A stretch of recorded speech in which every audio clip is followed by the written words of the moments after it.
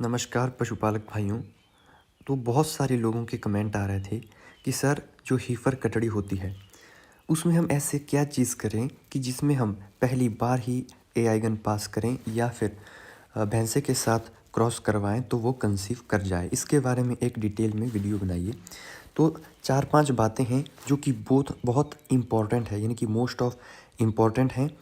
तो इन बातों का अगर आप ध्यान रखेंगे तो आपकी जो कटड़ी है जो कि फर्स्ट टाइमर है उसे चाहे आप भैंसे से क्रॉस करवाओ या फिर उसको आप कृत्रिम गर्भाधान करवाओ, वह पक्का गाभिन ठहरेगी। तो देखिए फर्स्ट स्टेप क्या होगा आपका।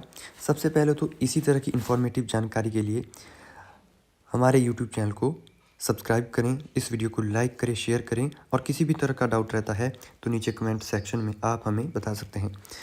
तो सबसे पहले आपको देखना है कि आपकी जो कटड़ी है वो लगभग 2 साल की तो कंप्लीट होनी ही चाहिए।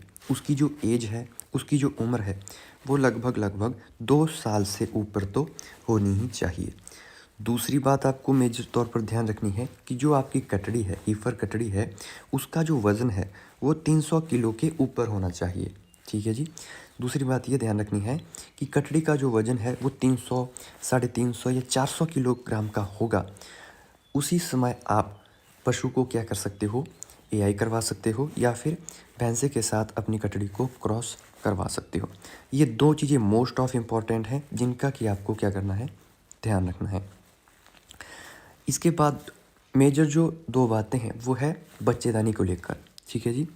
देखिए आपको ये भी पता होना चाहिए, बाहर से तो आपकी कटड़ी देखने में भरपूर है, उसका बॉडी वेट मान लीजिए हो गया 300 किलो का, साथ ही साथ 2 साल भी कंप्लीट हो चुके हैं। लेकिन तीसरी इंपॉर्टेंट बात आती है बच्चेदानी की, कि उसकी बच्चेदानी की डेवलपमेंट कैसी है। देखिए अगर बच्चेदानी वीक होगी, कई बार क्या होता है कि बाहर से जो कटड़ी होगी वो देखने को बिल्कुल भरपूर होगी, लेकिन उसके इंटरनल जो ऑर्गन होते हैं, यानी अंदर के जो ऑर्गन होते हैं वो बहुत ज़्यादा वीक होते हैं। उसकी जो बच्चेदानी है वो बहुत ज़्यादा क्या होगी, कमज़ोर होगी। तो कमज़ोर बच्चेदानी में भी क्या होता है कि तांते छोड़ती है, डिस्चार्ज आता है। अगर आप ये सोचेंगे कि बच्चेदानी बिल्कुल सही है तो ऐसा नहीं है। तो एक बार क्या करना है आपने, पशु चिकित्सक से अपनी हीफर कटड़ी की जो बच्चेदानी है उसको भी चेकआउट करवाना है। तीसरी बात का ध्यान रखना है कि बच्चेदानी भी प्रॉपर ग्रोथ में होनी चाहिए। इसके बाद हम बात करते हैं चौथी और मोस्ट ऑफ इम्पॉर्टेंट बात, हीट के बारे में। अगर पशु की हीट सही नहीं होगी तो आप कितनी बार एआई करवा लो या भैंसे के साथ क्रॉस करवा लो, आपकी जो हीफर कटड़ी है वो कंसीव नहीं करेगी। तो चौथी मेजर बात है हीट। मतलब कि जो हीफर कटड़ी है वह डिस्चार्ज उसका निकलता रहना चाहिए। और किस तरह का होना चाहिए, बिल्कुल पानी के जैसा ट्रांसपेरेंट डिस्चार्ज होना चाहिए। दूसरी बात ये है, और इसी के साथ ही क्या होता है कि एनिमल रंभाता है, लाइक बेलोइंग करता है। तो ये जो 2 सिम्टम्स है हीट में भी, ये आपको मोस्ट ऑफ इम्पॉर्टेंट देखने हैं।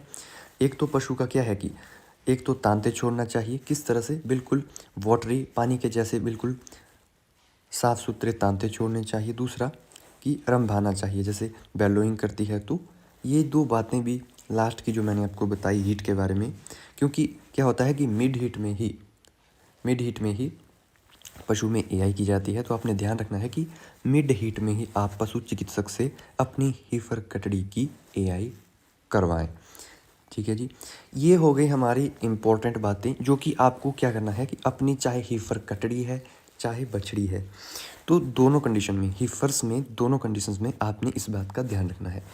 तीसरी बात ये है, इसके अलावा जैसे कि पशु में पेट के कीड़े मारने वाली दवा जैसे कि डिवॉर्मिंग मेडिसिन्स होती हैं, तो आपने ध्यान रखना है कि पशु में क्या है कि आप समय समय पर डिवॉर्मिंग मेडिसिन को भी खिलाते रहें। और साथ में जो दाना मिक्सचर आप अपने पशु को देते हैं या कोई कैल्शियम का पाउडर दे रहे हैं या कोई मिनरल मिक्सचर का जो बहुत सारे देखो ना मार्केट में पाउडर्स वगैरह आते हैं, तो इस बात का आपको क्या करना है कि ध्यान रखना है कि प्रॉपर वे में न्यूट्रिशन आपने अपने पशु को प्रोवाइड करवाना है। दाना मिक्सचर आप जो भी पशु को दे रहे हैं वो भी आपने क्या करना है कि टाइम टू टाइम अपने पशु में उपलब्ध करवाते रहना है। तो ये नॉर्मल, देखिए ये जो चीज़ें मैंने आपके साथ अभी शेयर की ये कोई बहुत बड़ी बात नहीं है।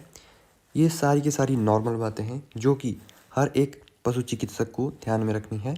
और अगर इन 4-5 बातों का आप ख्याल रखते हैं और ये सभी चीज़ें भरपूर है आपके पशु में, ठीक है, तो आप पहली बार में ही पशु में एआई करवाओगे या फिर भैंसे के साथ क्या करोगे, क्रॉस करवाओगे, तो आपका जो हीफर जो भैंस है वो पक्का गाभिन ठहरेगी। अगर किसी टाइप की कोई प्रॉब्लम निकलती है या इन्फेक्शन होता है या हार्मोनल इम्बैलेंस है या अदर कोई देखिए कंडीशन है, तो उस हिसाब से अलग तरह से ट्रीटमेंट किया जाएगा। वीडियो नॉलेजेबल लगी हो तो लाइक करें, शेयर करें, चैनल को सब्सक्राइब करें। मिलते हैं नए वीडियो में।